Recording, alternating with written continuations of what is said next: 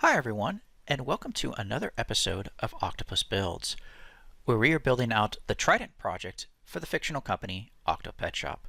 My name is Bob Walker, and I am the Technical Director of Customer Success, and I am here to talk to you a little bit about rollbacks. So this is a continuation on the previous episode. So in the previous episode, we added in the step to calculate the deployment mode and then skip specific steps if we are doing a rollback. As we can see here, this only runs on deployments only.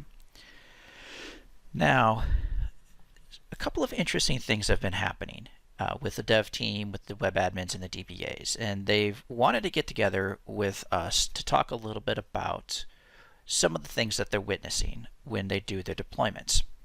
Because up until recently, we had not done any database deployments. Everything has been UI only, so they could rapidly prototype, check out things. Anything that was saved basically lost as soon as the server reset. But now that we have a database, things are getting a little bit more dicey. And now that rollbacks is on the table, because this is something that everyone wants to do, there are a couple of concerns. So what I've done is I've created some handy dandy charts to kind of visualize what's happening. Most of the time, this is what's happening. A user is going through the load balancer or an ingress controller or whatever you want to call it, and they are reaching the application. And the application can have any number of different servers on this. In our particular case, we have 2 servers. And then Octopus Deploy comes along, and it takes server 1 out of the load balancer, and it starts deploying to that. Meanwhile, all traffic is redirected to server 2. And then, once server 1 has been successfully deployed, traffic is redirected there. It's added back into the load balancer. Server 2 is taken out of the load balancer, and we are now we start deploying to server 2. And this is the rolling deployment that we've been doing for quite some time, with the idea that we never really have any sort of zero downtime deployment. We don't have any sort of downtime whatsoever. However, we've added the database in there. And so what's happening is while we're doing this, we've taken server 1 out of the load balancer, and we start deploying new code. Well, that's after we do a database deployment. And so during this time, users are in server 2 using the older version of the code, but the database has been updated and the code's in the process of being updated to account for any sort of database changes. Now, this can cause a problem depending on the application, depending on the database changes. And the biggest concern that's out there is that if a user makes any sort of change, like to their data whatsoever, this makes rollbacks significantly harder. And now that rollbacks are on the table, we need to start talking about how can we best set teams up for success to enable this, to allow for these types of rollbacks. Because once data has been changed by a user, rolling back becomes infinitely harder. You can't just do things like restore a database backup. Restoring a database backup is the nuclear option. It should only be used as an absolute last resort. There's no other option that's completely out there, because for a lot of the applications that people develop, it can be really scary to suddenly restore a database backup because you're losing data. This could have some real-world impact. Imagine a situation where it's a public website for, say, a power utility or a gas utility, and the user goes in and they change their address to get the latest bill. And if someone were to go in and they were to restore the database because of some failure, because they needed to quote-unquote roll back, well, then you're rolling back that address change during that time. And that can have a real-world impact. Someone might not get their bill on time. They thought that they updated their address, but when they didn't know that it got rolled back. And so the bills are getting sent to the wrong location. And people could lose out on, they could lose their power, they could lose their gas, they could lose any number of those different things. So that has a really tangible difference when you have those types of scenarios. And that's a pretty extreme scenario. Like losing power to your house is really extreme. But there are a lot of little things out there that can cause great consternation when someone's trying to use their application and you up and decide to restore a database backup. That's Like I said, that's a pretty significant change and it should only be used as last resort. So, where are we at? What does this mean? Now, some of the ideas that are out there is this concept of having multiple versions of the application. So, while users are still using application 1, Octopus Deploy uses application version 2, but they're both running in the same database. Now, to do this, you need to then allow for basically any sort of database changes to be backwards compatible with the previous version of the code. So you need to have the capability to run 2 versions of the code on the same database. And this is easier said than done. You also need to have a fairly robust testing suite so you know that previous versions of the code will run with the latest versions of the database.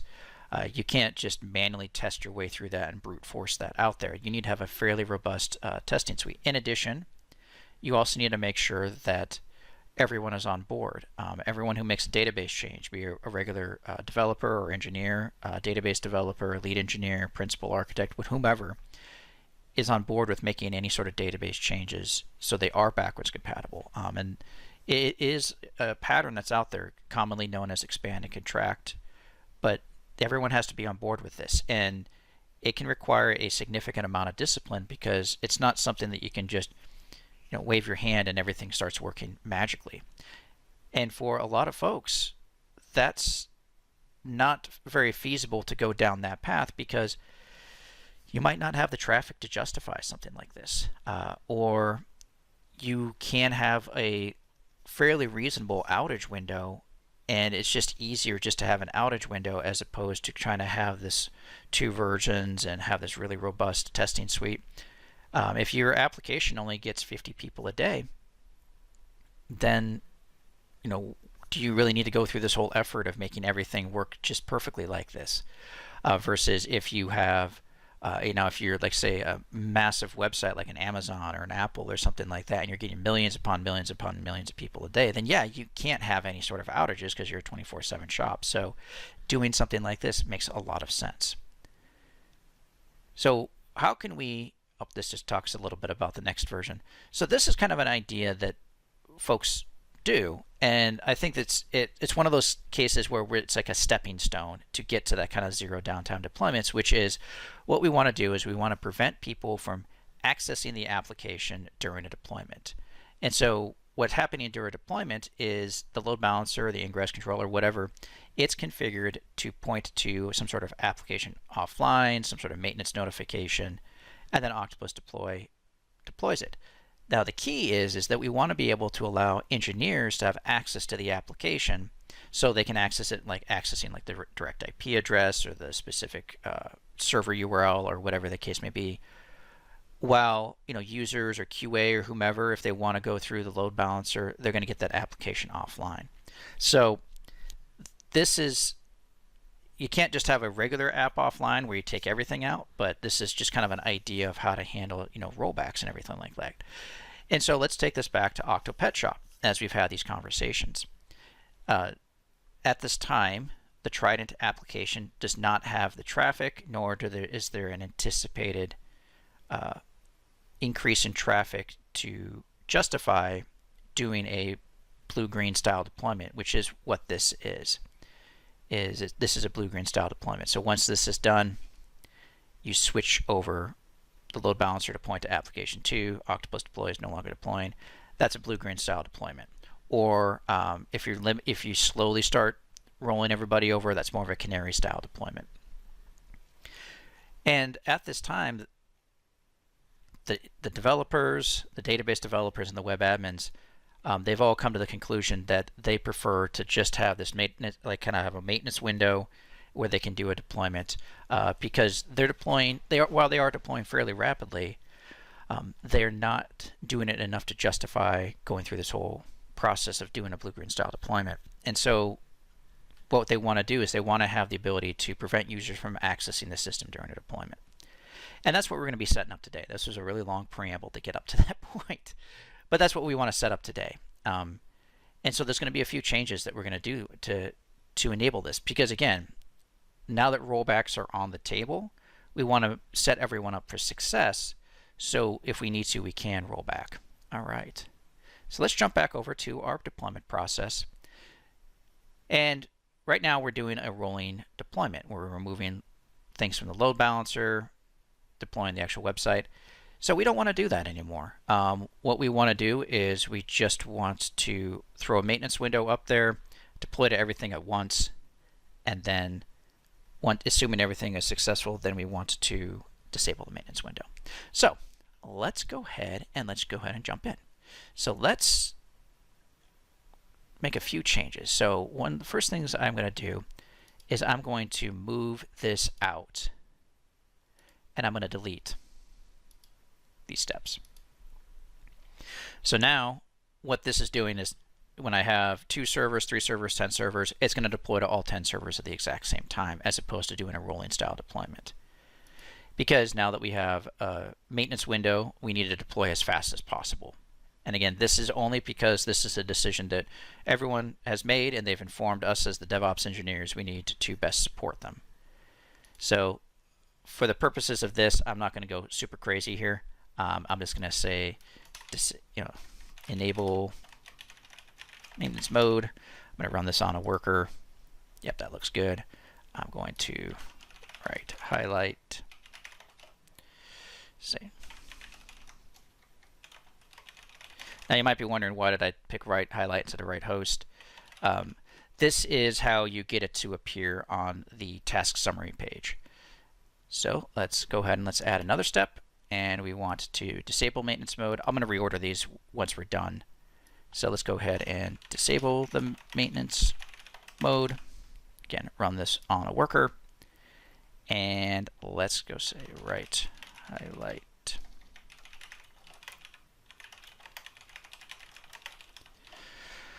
Alrighty, so let's go ahead and disable that maintenance mode. And one last step, we want to pause the deployment for a verification. So let's go ahead and let's add one more manual intervention inside here. And let's say verify Trident application.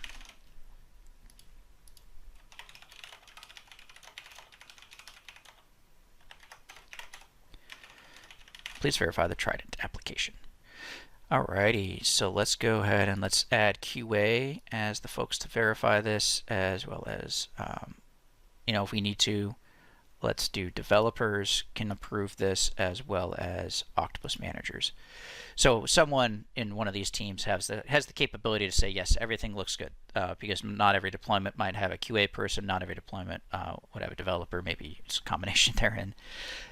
Now, one thing I do want to talk about is, let's say doesn't make a lot of sense to do this for maybe dev. Maybe we only want to do this for QA, staging, and production. All right. So it does kind of feel like I'm taking a step back, but trust me, everything will make sense in just a second. So I'm going to enable maintenance mode as one of the very first things that I do. I'm going to do that after I calculate, because I want to do this as fast as possible. I want to verify right after I deploy, and then I want to disable right after I verify. Okay. Now, one thing I do also want to discuss is the database developers and the DBAs. They are seeing the benefits of our automated database deployments. And as it stands right now, this approval step runs for basically every environment. And they're saying, this doesn't really need to happen for dev or QA or production anymore, because, we feel pretty confident about everything that's going on. So they say, let's just run this specifically for staging, and only if we need to. Because if you recall, with our life cycles, let's jump back over into our overview.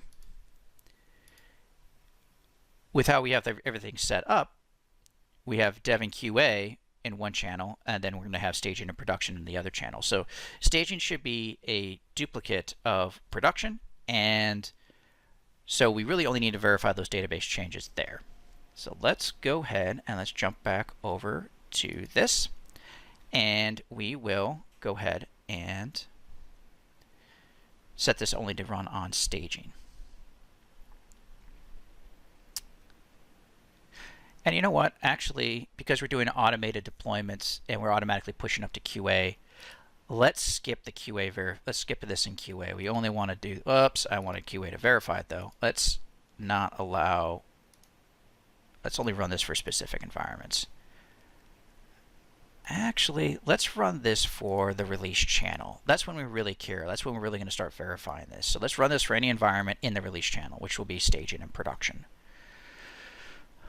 Okay, so let's go ahead and commit this. I'm going to say remove rolling deployments, adding in maintenance window. Now, as time goes on, this is kind of like a first step. And this is one thing I do want to raise and make sure that you're aware of, is that no deployment process remains static.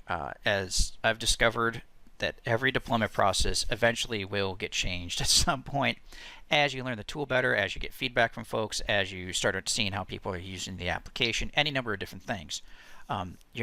Nothing stays static. So let's go ahead and let's take a look at this deployment process.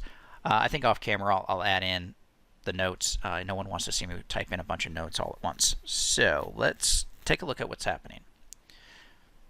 We're enabling maintenance mode. We're going to do our deployments. We're going to verify the application, but only in release, and then we'll disable maintenance mode. So let's go ahead and let's create a release. And for this purpose, we're going to go to our release channel. So this might take a couple seconds, and so while this is finishing running, I'll talk a little bit about again why we're making some of these changes. Now, one thing you might notice is that we do have this verify step running here. This is a manual step.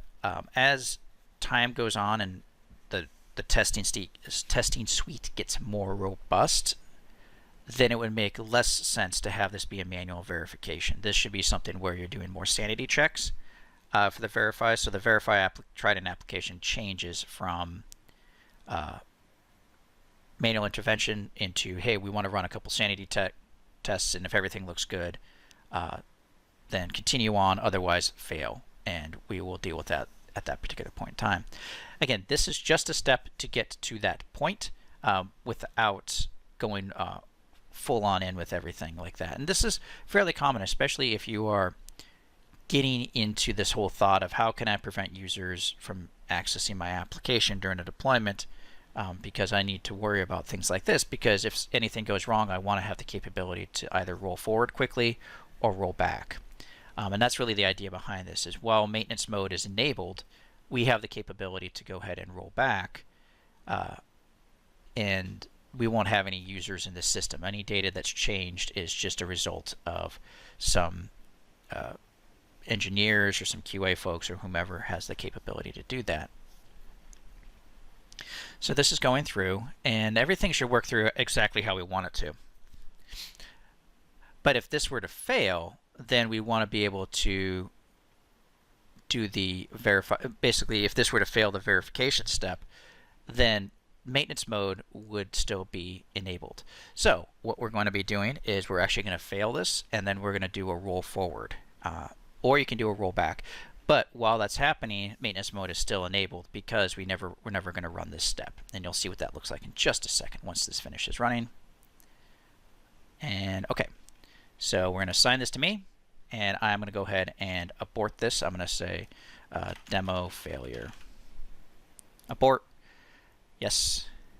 And what's going to be funny is the guided failure mode is actually going to kick on. It's going to say, "Hey, that step failed. Are you sure you wanted it to fail?" I think it's a little silly. Not the end of the world. It's like, yeah, I really meant to fail this. But it's good to have that, "Are you really sure you did what you wanted to do?" type of thing. So what we're going to see is that disable maintenance mode didn't run because that only runs on success, and notify developers of status, notify failure. Okay, so as it stands right now, maintenance mode is currently still enabled. And so what we can do is we can create a new release. Let's say we had a new code fix or whatever the case may be. We figured out what the problem was, and we want to go ahead and deploy this.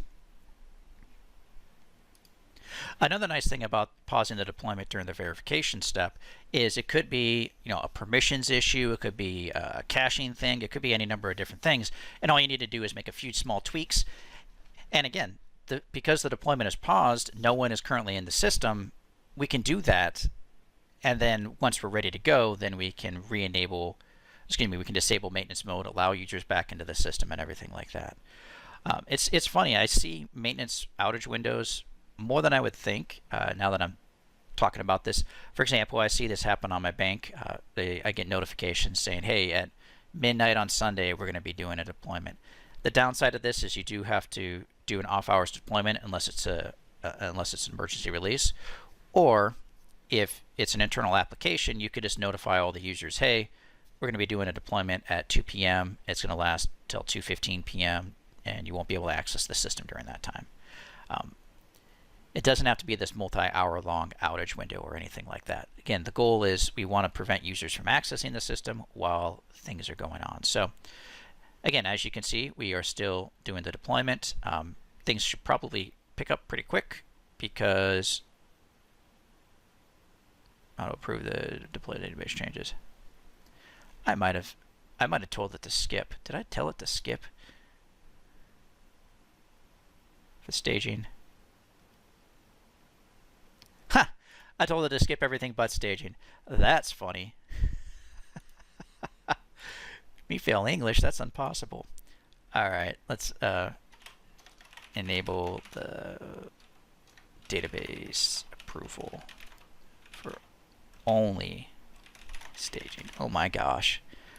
I was just looking at that. I was like, I don't think that's right. I'm sure if anyone's watching this, they're probably screaming at their screen, oh, you disabled it. What are you, an idiot? Just got focused on other things. I'm sorry. All right. So in this case, everything looks good. And let's go ahead and assign this to me. And yep, now we say it looks good. We fixed the issue because Bob's an idiot. So, and that's it for this particular episode. There wasn't a lot of process change, but it is really important to understand why someone would go ahead and do something like this. Have a maintenance window, or have a maintenance notification and redirect people to that, because there are very legitimate reasons, and not every application can you justify doing blue-green style deployments or Canary style deployments. And this kind of gets you to that point where you're preventing users from being in the system while you're doing the deployment and doing some final verification, and not have them come in and mess everything up. So if you do need to, God forbid, have to restore a database backup because something is completely messed up, you can, because no one is in the system making any sort of changes. So thank you very much for watching this week's episode, and in future episodes I will show you how to do a Canary style or as well as a blue-green style deployment. But for this particular episode, it just didn't make a lot of sense. I wanted to kind of reset everything, kind of go back a little bit, and then you'll see what we'll do in future episodes. But that won't be for a little bit. I have a few other changes in the pipeline. But thank you again for watching, and have a great rest of your day.